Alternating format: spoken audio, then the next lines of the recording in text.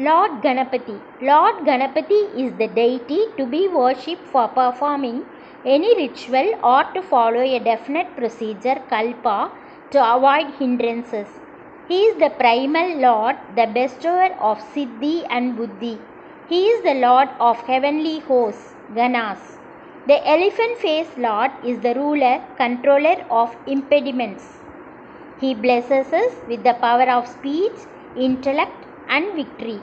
His large abdomen is a treasure of letters, and he is the physical form of Omkara, hence is known as Pranavaswarupa.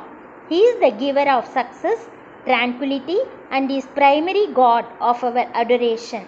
He rescues us from difficulties with his vital energy and his all-pervading supremacy.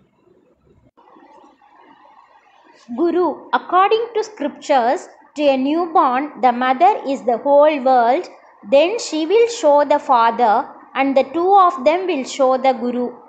From then on, Guru will lead one to God realization by showing the right path, guiding and inspiring with his teachings.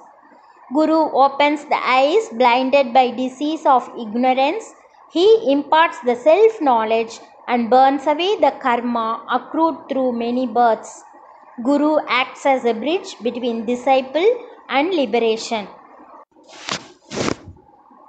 Sri Mahavishnu, the one whose brilliance spreads all over the sky and the world, who pervades everything, from whom all beings come into existence, who is the master of the universe, who is the supreme light of consciousness, the supreme controller of everything, the support of everything, who is the most auspicious among auspicious beings, who is the Lord of the divinities.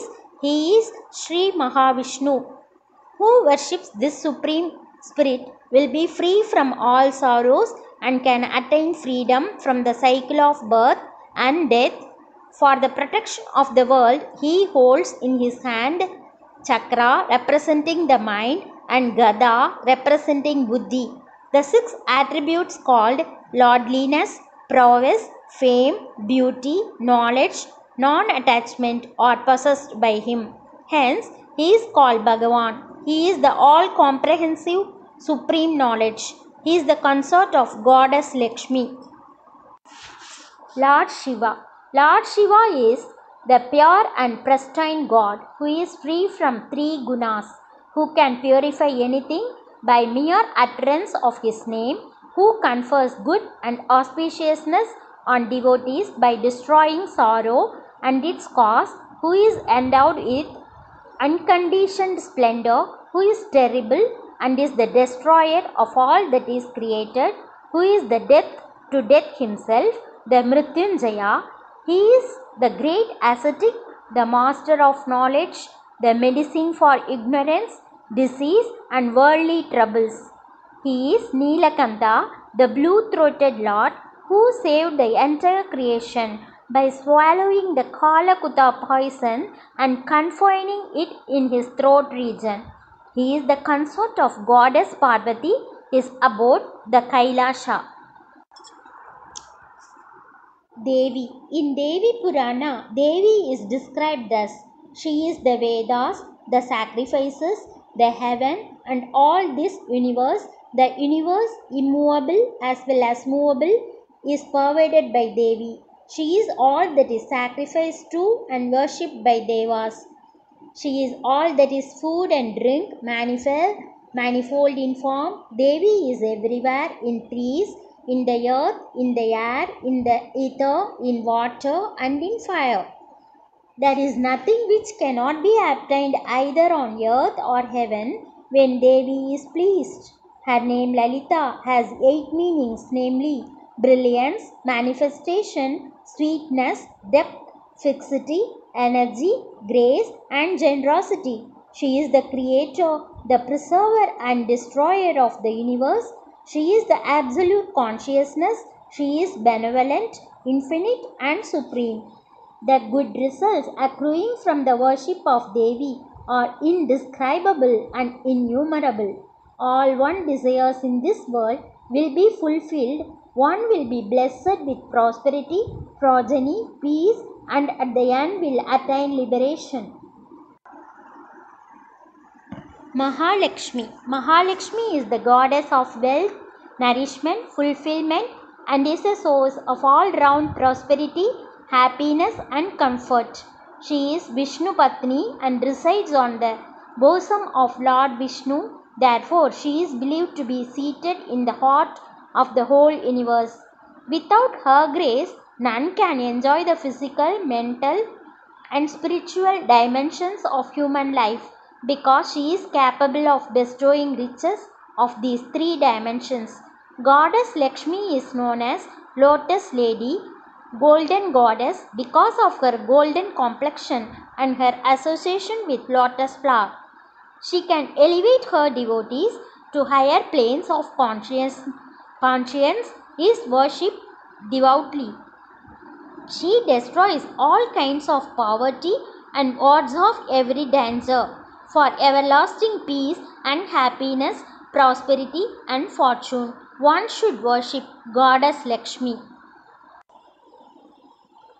Lord Subramanya.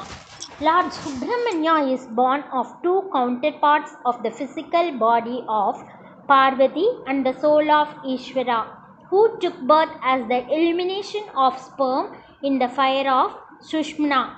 He is prostrate, pious, and is named Arya.